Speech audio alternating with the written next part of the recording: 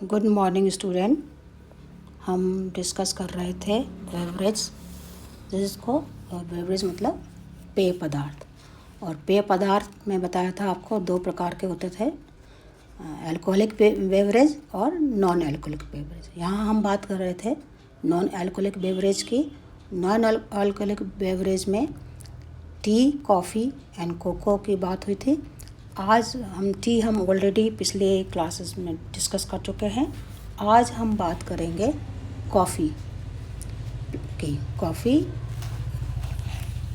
Coffee जो है, इसका जो बॉटनिकल नेम है वो है कॉफ़ी अरेबिका, और इसकी जो फैमिली है वो है रूबिएसी। अगर इसका जो लोकल नेम की बात करें तो इसको कॉफ़ी कहते हैं। और इसका जो यूज़फुल प्लांट पार्ट है वो इसका सीड है। तो बॉटनिकल नेम क्या हुआ कॉफ़ी का? Coffee arabica. देसी नेम जिससे सब कोई जानते हैं कॉफ़ी, फैमिली रूबिएसी, और यूज़फुल प्लांट पार्ट क्या है इसका? सीड।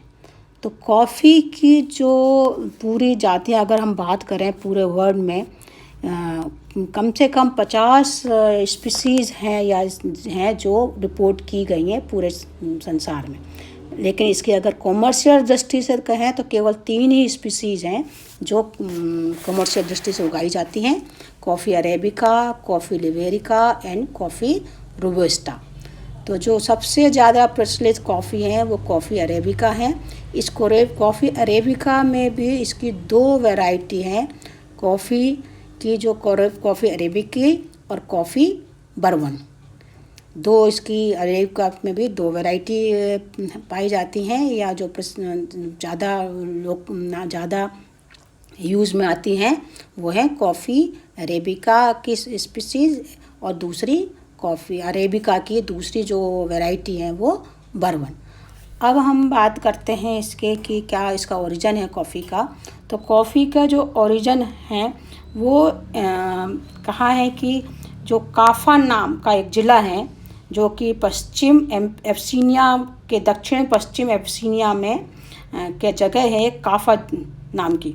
उस काफा नाम की जगह से इसका नाम कॉफ़ी पड़ा।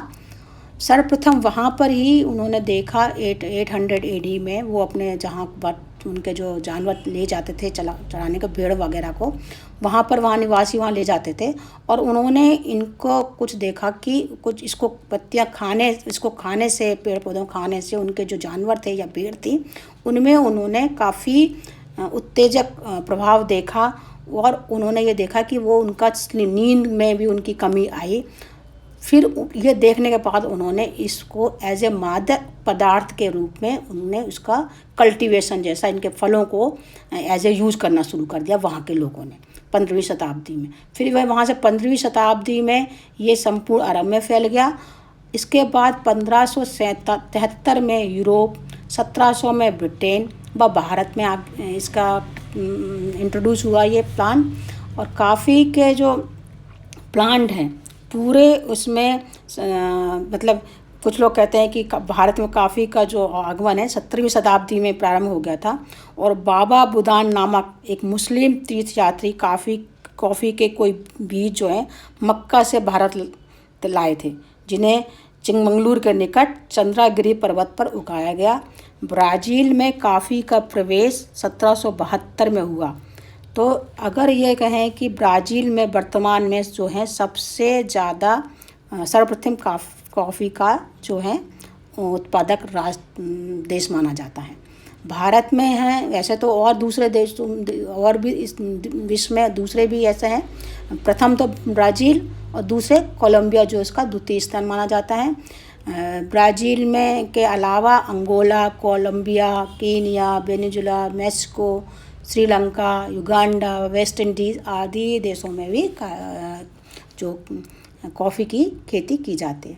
इंडिया में जो है, इंडिया में उत्पादक अगर कहें नंबर 1 पर अगर उत्पादक राज्य जो है वो कर्नाटक है।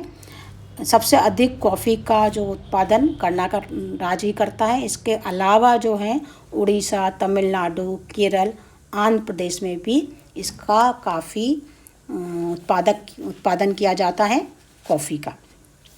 अब ये है कि इसका कैसा ये प्लांट है, इसका मॉर्फोलॉजी है, इसके प्लांट की, कॉफ़ी प्लांट कैसा दिखता है, इसकी बोटनिकल कैरेक्टर क्या क्या है।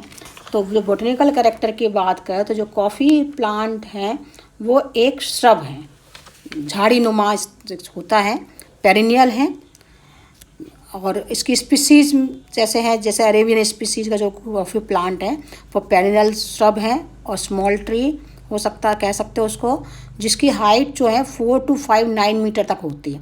इसके अलावा लेकिन इसकी जो हाइट है उसको under the cultivation by pruning with promote branching, उसको कटिंग करते रहते हैं जिससे कि वो छोटे बना रहें। The leaves are opposite, ovate and with undulate margin. The white fragrant flowers are borne in dense axillary cluster. The fruit is 1 or 2 seeded drupe which one turns crimson red and mature. जो इसके जो fruits हैं वो maturity के time लाल रंग के हो जाते हैं। तो अगर हम क्या समझ में आया आपको कैसा है जो कॉफ़ी अरेबिका का जो पौधा है, एक झाड़ी नुमा स्ट्रक्चर है, श्रब, पेरिनियल श्रब है, और इसमें जो लीव्स हैं, वृक्ष है, जो स्टेम है वो बुडी होता है, सिंपल हो जाता है, लीव्स अपोजिट है, गहरे हरे रंग की होती हैं। जो फ्लावर हैं वो एक्सियल पे लगे हुए रहते हैं और सफ़ेद रंग के होते हैं। इनमें स्टार शेप फ्लावर हैं, एपिगाइनस हैं इनमें, जो कि एंथर 4 to 5 पाए जाते हैं। ओवरी जो है बाइकार्पली होती है और इन्फीरियर ओवरी होती है। जो इसमें जो स्टेमेंस हैं वो 5 स्टेमेंस पाए जाते हैं, 4 to 5 स्टेमन पाए जाते हैं। और जो इसका फ्रूट्स हैं वो फ्रूट जो है गोल छोटे रंग का गोल होता है, जिसको कि वास्तविक रूप से जो बेरी होते हैं, बेरी फ्रूट का पाए जाते हैं। और कुछ लोग इनको एज ए चेरी रूप से भी चेरी भी कहते हैं, पर वो इसका जो फ्रूट का क्या है ड्रूप्स। और बाद में जो पकने के बाद में इनका जो रंग है वो हो जाता है लाल रंग का, इस तरह से जो ग्रीन कलर के होते हैं और बाद में पकने के बाद क्रिम्सन रेड कलर के इसके फ्लावर हो जाते हैं, जो फ्रूट्स हो जाते हैं। और जो फ्लावर हैं वो बहुत ही सुंदर वाइट कलर के उसमें होते हैं, छोटे छोटे से लगे रहते हैं इसमें, कुछ सफ़ेद होते हैं, खुशबूदार होते हैं, स्टार शेप्ड के होते हैं। यही सर आपको स्ट्रक्चर्स में दिख रहे हैं। तो ये हो गया है कि कॉफ़ी का प्लांट किस तरह से, और अगर ब्रांचिंग की बात करें तो यहाँ पर इसका मॉर्फोलॉजी है, कैसे किसमें ब्रांचिंग होती है, किस तरह से होते हैं, किस तरह से लीफ का अरेंजमेंट है स्टेम में कैसे हैं, और फ्लावर किस तरह से देखें। तो ये तो बात हो गई इसकी कॉफ़ी के प्लांट की मॉर्फोलॉजी। अब हम बात करेंगे कि कॉफ़ी के प्लांट को या कल्टीवेशन के लिए इसको किस तरह का क्लाइमेट चाहिए। तो जो क्लाइमेट का बात करें तो कॉफ़ी के लिए क्लाइमेट चाहिए है वो इसके लिए एक तो जो एवरेज जो टेम्परेचर है वो 15 to 20 डिग्री सेंटीग्रेड तक चाहिए। ह्यूमिड क्लाइमेट चाहिए, मतलब लेस ह्यूमिड क्लाइमेट चाहिए। और इसमें जो रेनफॉल की बात करें, बरसात जो है वो वार्षिक वर्षा 2 सेंटीमीटर या इससे अधिक सेंटीमीटर होना चाहिए, जहाँ वार्षिक वर्षा 200 सेंटीमीटर में हो, और टेम्परेचर हो 15 to 21 डिग्री सेंटीग्रेड। इसका जो दिसंबर तथा जनवरी माह में इसके जो फल हैं वो पक जाते हैं। और इस टाइम जब फल पकते हैं उस टाइम जो है जो वातावरण है, जो क्लाइमेट है वो इसके लिए ड्राई क्लाइमेट, मतलब उस टाइम टेम्परेचर ज़्यादा होना चाहिए, वही इसके लिए पकने के लिए ज़्यादा अच्छा माना जाता है। और कॉफ़ी के लिए जो स्थान है वो मोस्टली वैसा है, ढलान स्थानों वालों पे खेतों में उगाई जाती है, ढलवा स्थानों पे।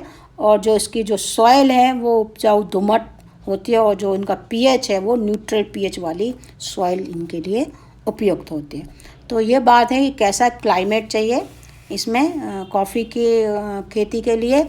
अब हम जो बात करेंगे अगली क्लास में कॉफ़ी के कल्टीवेशन में कि कॉफ़ी को कैसे कल्टीवेट किया जाए, इसका किस तरह से इसके सीड से कॉफ़ी निकाली जाए, कॉफ़ी को बनाने का, क्योंकि आपको बताया कि जो इसका जो पार्ट है, यूज़फुल पार्ट है जिससे कॉफ़ी हमको मिलती है, वो इसके सीड से मिलती है।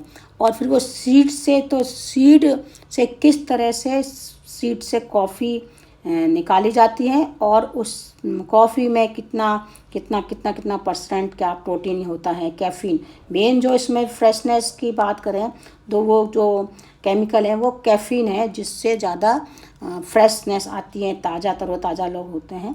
तो हम अगले क्लास में बात करेंगे इसके कॉफ़ी के कल्टीवेशन की, और कॉफ़ी के सीड से, बीज से किस तरह कॉफ़ी जो हमारे पास तक पहुंचती है, उस कॉफ़ी को कैसे निकाला जाता है, उसकी बात करें।